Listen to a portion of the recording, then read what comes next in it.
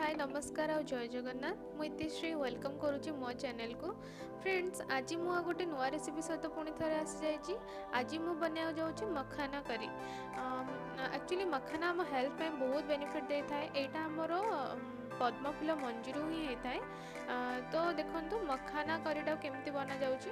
तो प्रथमे मुझे 100 ग्राम मखाना को एमती टिके भल भाव में जस्ट टिके रोस्ट कर नौचे भल भाव भाजी नौचे टिके उषुम हो गला देखिए एमती माने हाथ को जिते आप हाथ में फटेला पूरा क्रिस्पी टाइप लगे ना से पर्यंत आप भाजी ने। तो भाजी सारा पर आपको काढ़ी ने अधिक भाजबे ना तलू देखुते कि मोर कड़ा पड़ी आसूँ तो से ही भाजबे। तापर आ गोटे पैन में आपड़ कि बेसन माने गोटे स्पून बड़ स्पून पाखापाखि टे बेसन को लेकिन टे भाजी ने अल्प टिके भाजबे और भाजला बेले सब बेले गैस फ्लेम स्लो ही रखिदे ना माने यहाँ पोड़ी जबार बहुत चांसेस अच्छे। तो ये देखो किसी समय भाजी सारा पर आम बेसन को साइड कर नबा।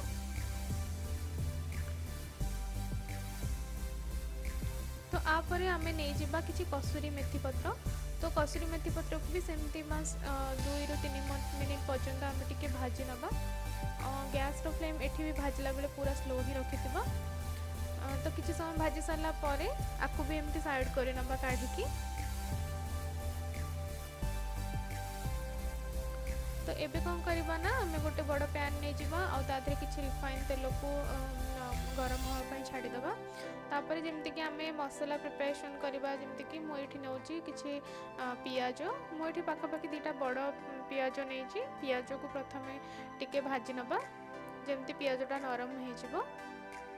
तापर आम तार अदा रसुण कि जीरा और सुखिला लंका पकई गोटे गोटे पेस्ट बनैबा। आ पियाज भाजी सारा पर से पेस्ट को ये आड कर नबा।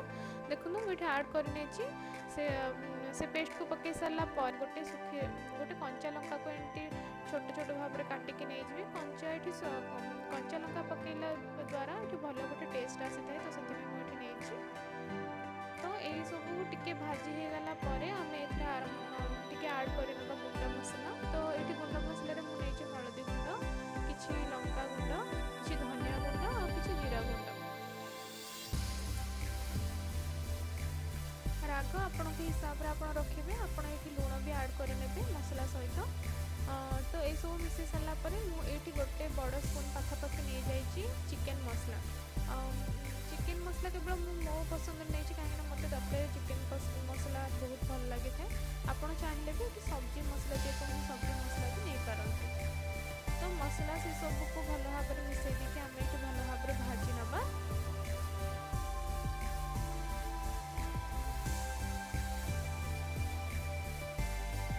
देखिए कसुवा ना तले भी लगे बहुत चांस अच्छे।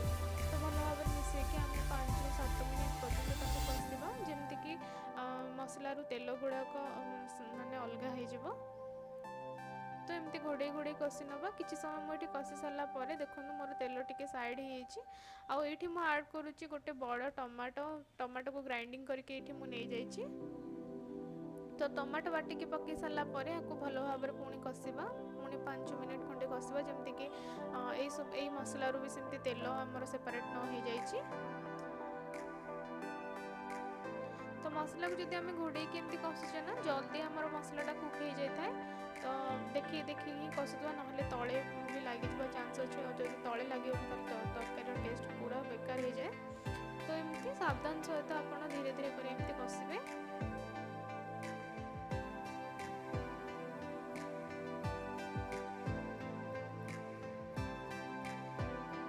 तो देखो केते सुंदर भाव में मो तरकारी कषि हो तेल गुड़ाक के साइड रू बाहरी आसूची।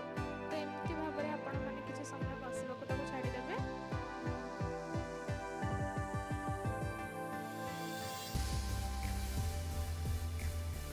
तो देखो ये मोर भल भाव में कषि हो। तो ये कौन करा ना गैस फ्लेम को ऑफ करदे और मसला को ठंडा हाँपाई छाड़ा कहीं आपर आम आड करवा दही।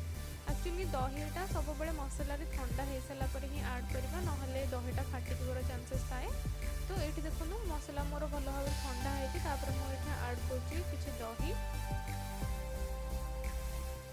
दही टिके पानी पकईकि आम पुणी मसला भितर भलसे मिसेक भल भाव में भी कसवा जमती कि दही ସେପାରେଟ୍ ନ ହେଇଯାଇଛି।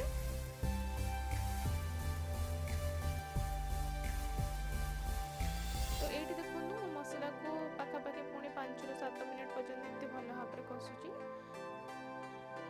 तो भल भाव कषि सारा आम ये मझे मु आलू भी आड करमती आलूटा को साइड्रे छाणिकी नहीं जाइली।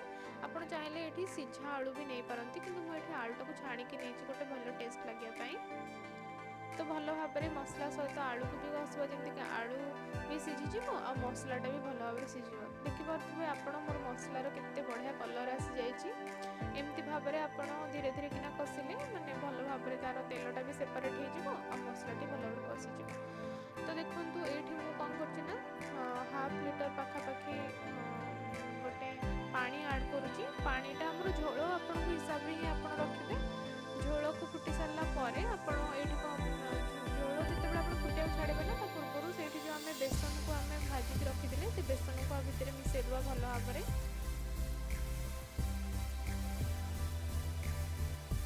झोलटी भल भाव में फुटीगला ये आम मखाना को आड करना जहाँ आम भाजिक रखीदे।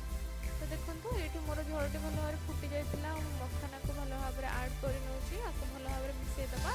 तो ये कौन करवा ना आम से जो कसूरी मेथी पत्र रखी हाथ में भल भाव में क्रश करके पकईनवा। आउ ये कसूरी मेथी पत्र पकई सारापर मुझे किसी